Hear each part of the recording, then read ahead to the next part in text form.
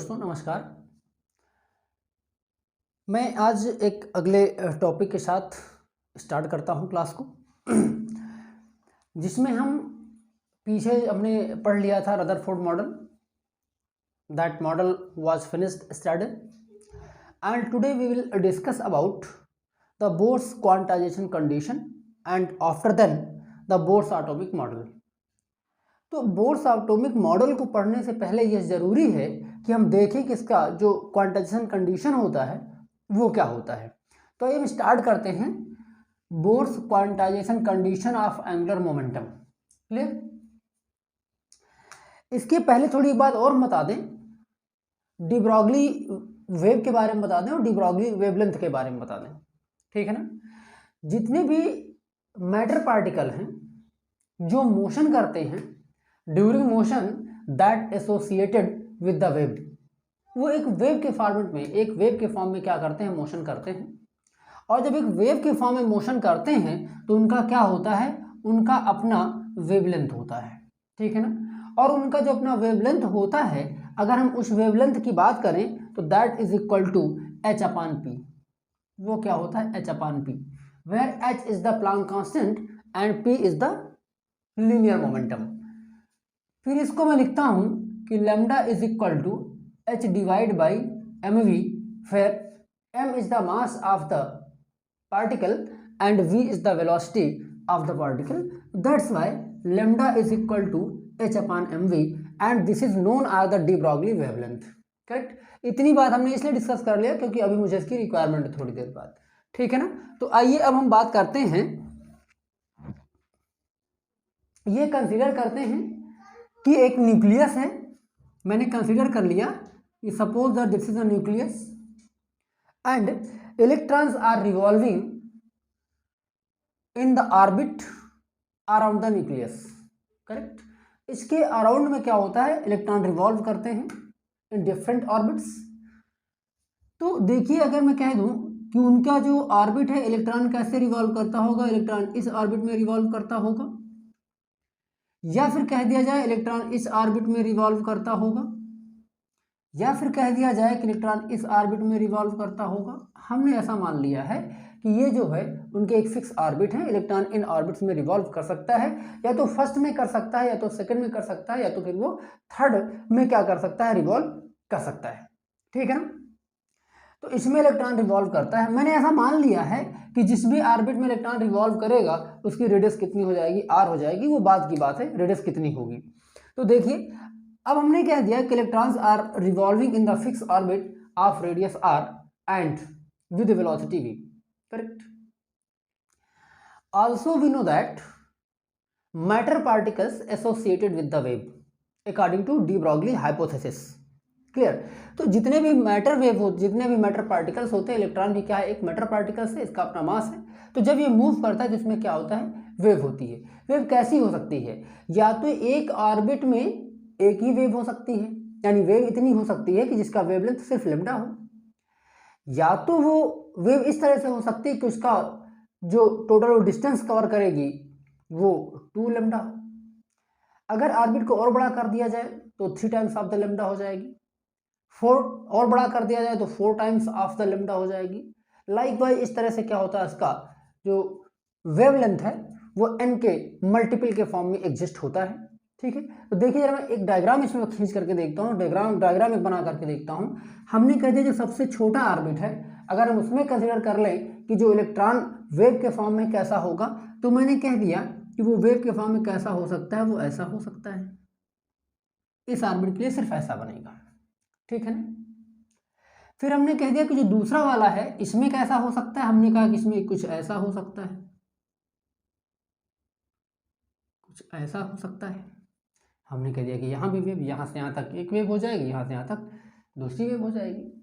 फिर हमने कह दिया कि जरा इसमें क्या हो सकता है। अगर मैं बात इसमें कर दूँ तो भाई इसमें क्या हो सकता है, जस्ट अ मिनट, इसमें हम बना देते हैं कि 3 वेव हो सकती है। ठीक है? कैसे 3 वेव हो सकती है, हमने कहा कि जो 3 वेव होंगी वो कुछ ऐसे ऐसे हम ले आएंगे इसको, यहाँ से एक वेव आएगी और इस वेव को हम ऐसे ले आएंगे, फिर एक वेव आएगी और इस वेव को जब हम ले आएंगे, थोड़ा सा वेव प्रॉपर फॉर्मेट बननी चाहिए। हमने कहा कि एक वेव को हम ले आएंगे ऐसे और ये वेव ऐसी होनी चाहिए, या कह दिया जाए कि वेव ऐसे होकर के ऐसे हो जाएगी। ठीक है, थोड़ा सा और बेहतर डायग्राम ये होना चाहिए। ठीक है ना। तो या तो वेव क्या हो सकती है, या तो वेव ये सिर्फ इतनी हो सकती है, या तो ये वेव यहाँ से यहाँ तक हो सकती है, या तो ये वेव कैसी हो सकती है, ऐसे होकर के ऐसे हो सकती है। ठीक है ना, 3 वेव इसमें दिखाई जाती है। तो हमने कह दिया कि या तो वेव अगर फर्स्ट ऑर्बिट बहुत छोटा है तो वेव कैसी हो सकती है, हमने कहा कि वेव सिर्फ इतनी हो सकती है, ये हो सकती है वेव। ठीक, इसके लिए क्या है, हमने कहा कि n इज इक्वल टू 1, जो सबसे अंदर का ऑर्बिट है, चाहे कह दिया जाए कि प्रिंसिपल क्वांटम नंबर है n, चाहे ये कह दिया जाए कि n इज इक्वल टू 1 है, मतलब सिर्फ एक ही वेव फर्स्ट ऑर्बिट में कंप्लीट होती है, या फिर कह दिया जाए कि जो वेव है वो कुछ इस तरीके से है, ऐसे है।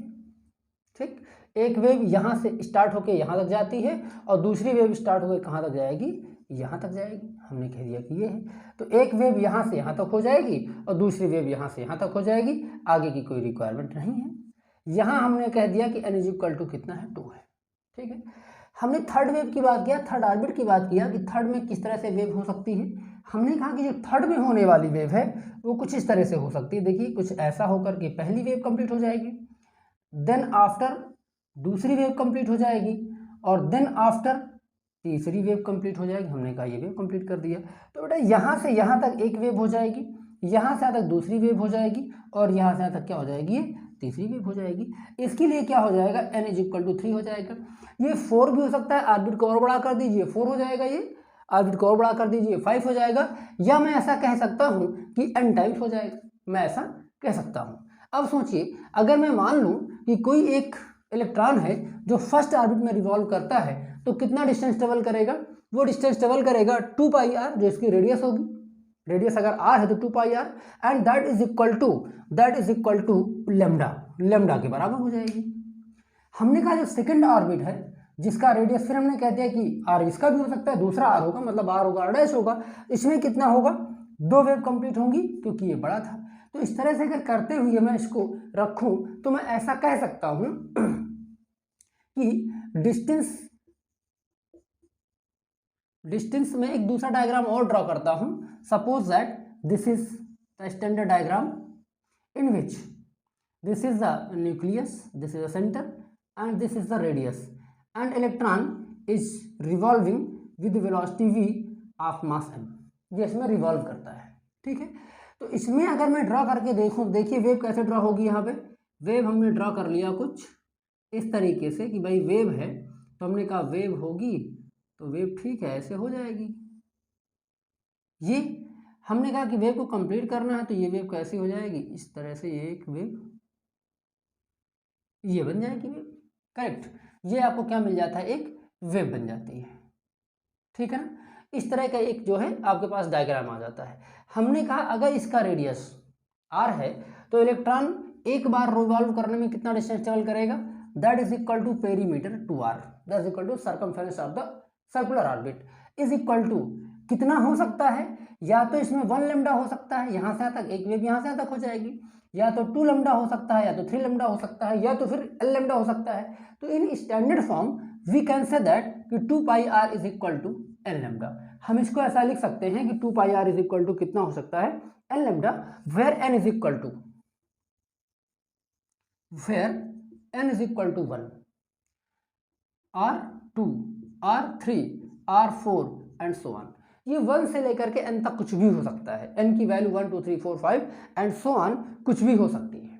करेक्ट, तो मैंने ये बात यहाँ से रखी कि 2 pi r is equal to कितना हो जाएगा, l लेमडा, क्योंकि जो लेमडा है ये वेवलेंथ है, और वेवलेंथ किसका है, ये एक मैटर वेव का है जिसको हम डी ब्रॉगली वेव कहते हैं। ये डी ब्रॉगली वेव का क्या है, वेवलेंथ है, और अगर ये डी ब्रॉगली वेव का वेवलेंथ है तो वी नो दैट कि de Broglie wavelength, we know that कि डी ब्रॉगली वेवलेंथ,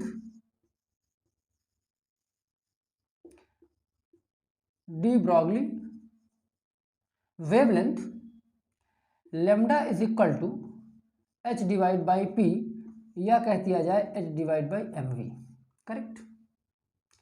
अब इस लेमडा की वैल्यू को इस इक्वेशन, फर्स्ट इक्वेशन में आप प्लेस कर लीजिए। ये हो जाएगा 2 pi R is equal to N into H divide by M V, H divide by M V, हम इसको ऐसा कह सकते हैं। फिर हमने लिख दिया कि m v r is equal to n h divide by 2 pi. ये क्या है? That is equal to L, angular momentum.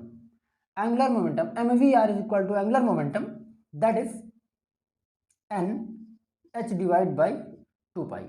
इसको फर्दर क्या लिखा जा सकता है? इसको अब लिखा जा सकता है कि L is equal to n h divide by 2 pi. कहने का मतलब यह है कि यहाँ पे जो एंगुलर मोमेंटम होगा, किसी स्टेशनरी स्टेट में जब कोई इलेक्ट्रॉन रिवॉल्व कर रहा होगा तो उसका जो एंगुलर मोमेंटम होगा, angular momentum N H upon 2 pi, where H upon 2 pi is the constant, ये कांस्टेंट वैल्यू है। तो ये जो H upon 2 pi constant value है, that is the integral multiple of N, ये एन के इंटीग्रल मल्टीपल में होता है। तो कहने का मतलब यह है कि एंगुलर मोमेंटम या तो 1 एच अपॉन 2 लैम्डा हो सकता है, या L is equal to 2 h upon 2 pi हो सकता है, या तो L is equal to 3 h upon 2 pi हो सकता है, एंड सो ऑन, यानी n तक जा सकता है। तो इसी कंडीशन को, इसी इक्वेशन को हम लोग कहते हैं that is the Bohr's quantization condition. It is called Bohr's quantization condition for angular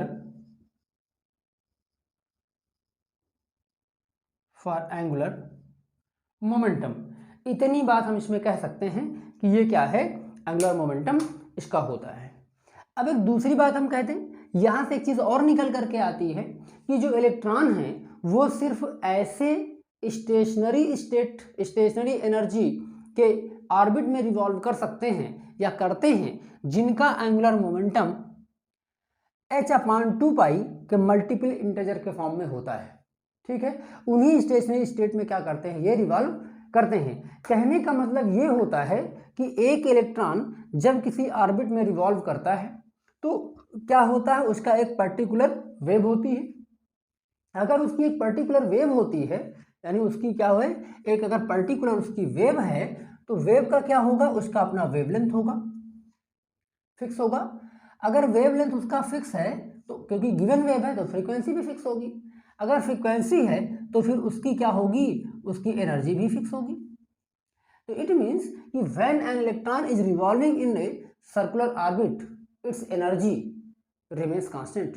एक पर्टिकुलर एनर्जी, एक पर्टिकुलर ऑर्बिट में रिवॉल्व करने वाले इलेक्ट्रॉन की जो एनर्जी होगी वो क्या होगी, फिक्स होगी। इसका मतलब ये होता है कि एक स्टेशनरी स्टेट में रिवॉल्व करने वाले इलेक्ट्रॉन जिसकी एनर्जी फिक्स होती है, वो बिना एनर्जी एब्जॉर्ब किए या बिना एनर्जी को लिबरेट किए, बिना एनर्जी को लूज किए किसी दूसरे स्टेट में नहीं जा सकता है।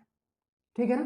तो कोई भी इलेक्ट्रॉन किसी स्टेशनरी स्टेट में तब तक वो रिवॉल्व करेगा जब तक कि उसका एंगुलर मोमेंटम एच अपॉन 2 पाई के मल्टीपल इंटीजर मल्टीपल के फॉर्म में नहीं होता है, तब तक ये उसी में रिवॉल्व करता रहेगा। जैसे ही एन की वैल्यू को आप चेंज करोगे, इसकी एंगुलर मोमेंटम चेंज होगा, और जैसे एंगुलर मोमेंटम चेंज होगा इसकी वेलोसिटी चेंज होगी, और अगर वेलोसिटी चेंज हो जाती है तो इसकी एनर्जी चेंज हो जाएगी, यानी फ्रीक्वेंसी चेंज हो जाएगी, सब कुछ चेंज हो जाता है, और अल्टीमेटली क्या होता है, उसकी एनर्जी चेंज हो जाएगी। करेक्ट। एक एनर्जी का फार्मूला आप जानते हैं कि kinetic energy is equal to p² डिवाइड बाई 2m। ठीक है, एक फार्मूला हम ये जानते हैं।